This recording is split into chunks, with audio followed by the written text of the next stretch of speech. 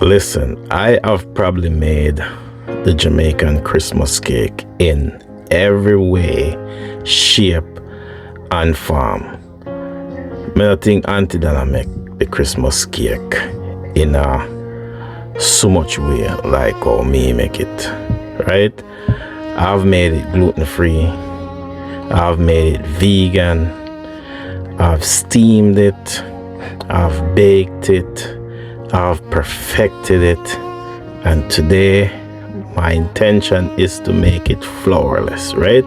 So I'm going to take this old souffle method and try to recreate the Christmas cake. So if you don't like flour, if you're on the Ozempic and you're trying to lose some weight, but you still want the taste of the Christmas cake, this method is for you.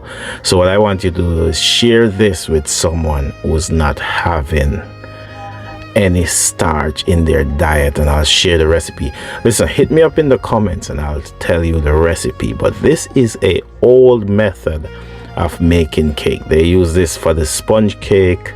They use this for a cupcake. They also use this for the souffle, right? So this is what I'm taking, this old method, and I'm making the Jamaican Christmas cake flourless. I'm not using almond flour. I'm not using gluten-free flour. I'm using no flour in this cake, right? So all you gotta do is you gotta whisk your egg white to a stiff. You gotta take your egg yolks and you whisk that too, add a little sugar, then you add your spices, you fold it together, and that's how you'll get this flourless Christmas cake.